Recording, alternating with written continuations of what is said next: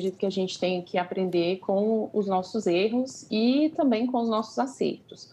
Então, da mesma forma que a gente, assim, no início da pandemia, a gente teve um aumento muito grande de casos, a gente percebe hoje, como o professor Domingos já colocou, duas questões bem importantes. Uma que já aconteceu, que foram as eleições municipais, e agora a questão das festas de fim de ano que estão acontecendo, né? Por mais que o Natal seja mais para o final de dezembro e Ano Novo, mas a gente já tem confraternizações e o comércio já aumenta o seu funcionamento por conta das compras. Agora, a gente precisa ter muito cuidado nesse momento de entender que a gente não venceu a pandemia, que a gente não tem menos risco do que antes. Então, quando a gente pega os números, principalmente aqui do Distrito Federal, existe uma pesquisa da UNB que estima que em torno de 22% a 25% das pessoas no Distrito Federal tiveram Covid ou tiveram contato. Então, a gente pensa ainda numa população de 75% de suscetíveis. Certo, Então, desses 75%, essas pessoas todas, elas não podem adoecer ao mesmo tempo. Então, medidas restritivas, elas são necessárias.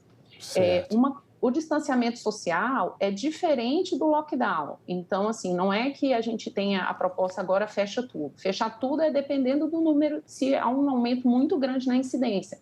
Mas é necessário medidas restritivas, como, por exemplo, você limitar o número de pessoas nas lojas, você conseguir diminuir a circulação das pessoas e, inclusive, de certa forma, desestimular em relação a confraternizações, principalmente de empresas ou grupos de amigos, tentar postergar isso, tentar mostrar que esse não é o momento. As festas familiares, tentar reduzir para aquele núcleo familiar mais íntimo, aquelas pessoas que você tem o contato diário, evitar juntar muitas pessoas, principalmente porque sempre você vai ter pessoas de faixas etárias diferentes. Então, jovens que estão circulando, que Certo, estão doutor. trabalhando, e idosos e outras pessoas que são população de risco. Doutora, desculpe, eu acabei interrompendo o seu Não raciocínio, tem é problema. porque está faltando só um minutinho para a gente terminar o nosso programa. Então, eu queria agradecer muito pelas suas valiosas dicas e passar, assim, a palavra para o doutor Domingos para completar esse raciocínio, né, doutor? Será necessário o lockdown? É com o senhor. Não necessariamente.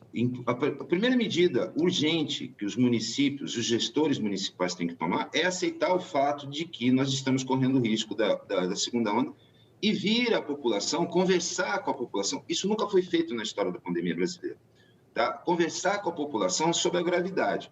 Alguns municípios, por exemplo, já estão tomando algumas medidas de isolamento mais drásticas, como, por exemplo, Curitiba, Florianópolis, inclusive todo o estado do Paraná e Santa Catarina, porque a coisa já está muito grave ali. O Rio de Janeiro, por exemplo, é um estado que todos têm que ter atenção nesse momento, tá? Com relação, inclusive, às internações, que já é a consequência.